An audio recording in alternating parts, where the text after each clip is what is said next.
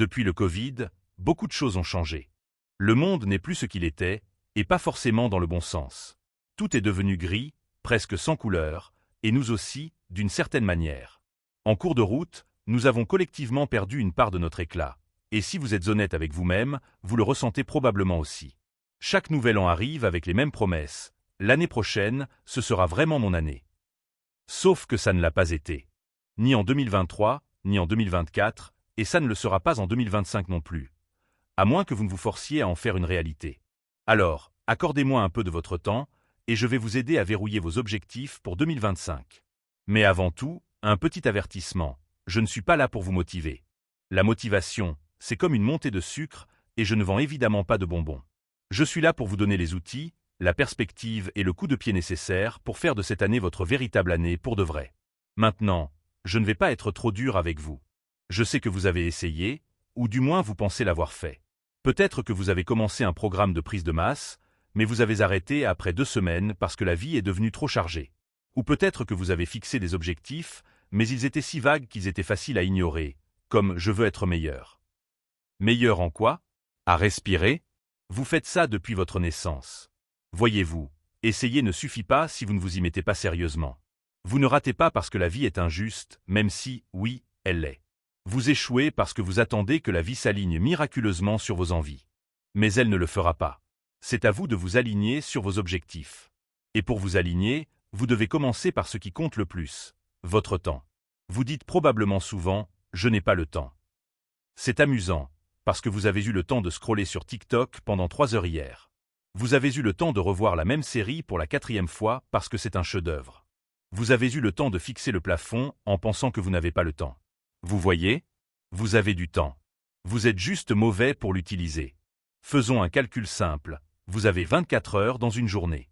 Disons que vous dormez 8 heures, si vous avez de la chance, que vous travaillez ou étudiez pendant 8 heures aussi, et que vous passez 2 heures à manger et à vaquer à vos besoins essentiels.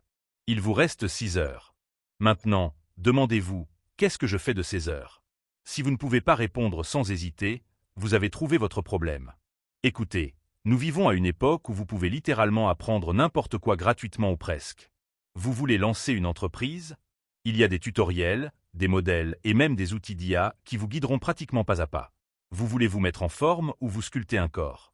Il y a des applications, des chaînes YouTube et des communautés pour vous soutenir. Vous voulez apprendre une nouvelle compétence? Des plateformes comme Coursera, Skillshare ou même TikTok, si vous suivez les bons créateurs, sont là pour vous. Alors pourquoi utilisez-vous votre téléphone pour scroller sans but au lieu de l'utiliser pour évoluer? Ou cliquez sur le bouton s'abonner juste en dessous de cette vidéo. La technologie n'est pas l'ennemi ici.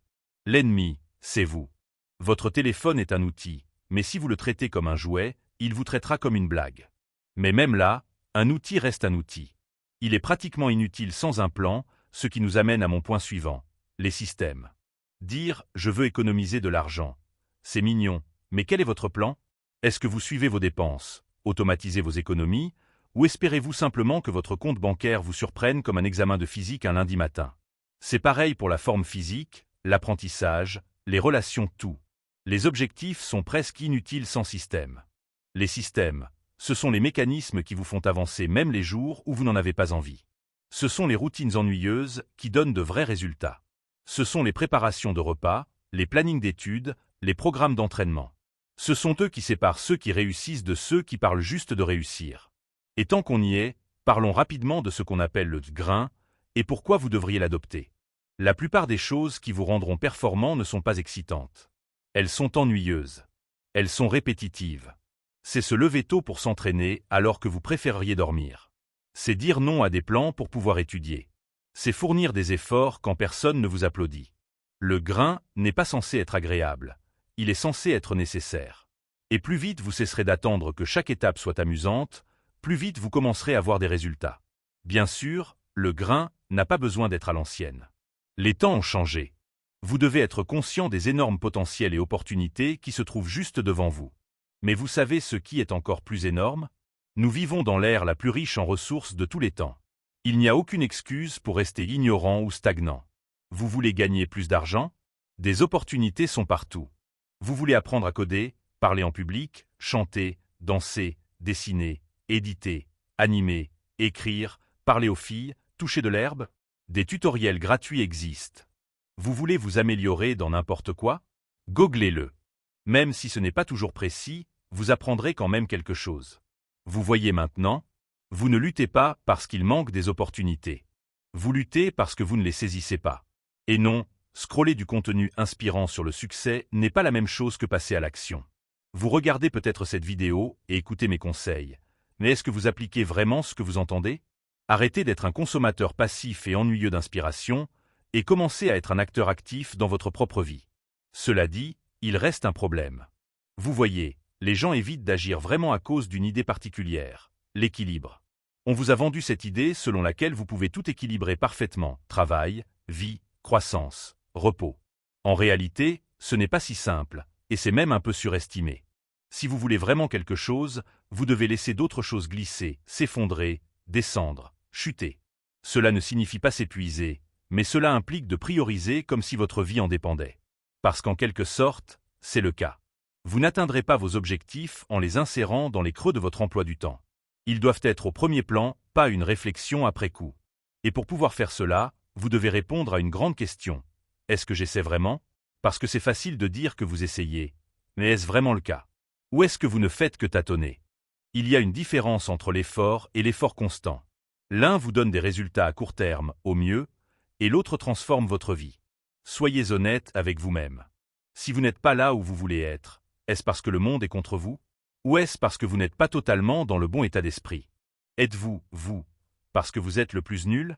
Ou êtes-vous le plus nul parce que vous êtes vous? Vous ne pouvez pas vous engager à moitié et attendre des résultats complets. Je ne dis pas ça en tant que personne parfaite, parce que je ne le suis pas. Mais je peux dire avec confiance que je suis la meilleure version de moi-même que j'ai jamais été. Et une grande partie de cela est due au fait que j'ai arrêté d'attendre que la vie me donne du succès et que j'ai commencé à le forcer. Bref, ce que je veux dire, c'est, si j'ai pu le faire, quelle est votre excuse? Je veux dire, je suis presque sûr que vous et moi ne sommes pas si différents. Regardez, ce n'est qu'un appel à se réveiller, un rappel. Je ne vais pas terminer en disant quelque chose de cliché comme « vous pouvez le faire ». Peut-être que vous ne pouvez pas. C'est à vous de décider. Mais ce que je peux dire, c'est que si vous décidez de vous concentrer, vraiment vous concentrer, 2025 peut être l'année où vous arrêtez de dire « l'année prochaine, ce sera vraiment mon année » et commencez à dire « cette année est la mienne ». Le monde ne va pas se réparer pour vous. Il est gris et sans couleur, et c'est nul. Mais vous, vous êtes intelligent. Vous êtes fort. Vous êtes adaptable. Et surtout, vous êtes un QTP. Vous pouvez vous réparer. Et peut-être que cela ramènera un peu de couleur dans tout le reste aussi. Alors, vous êtes partant? Ou est-ce qu'on aura la même conversation l'année prochaine? Je veux dire, dites-moi.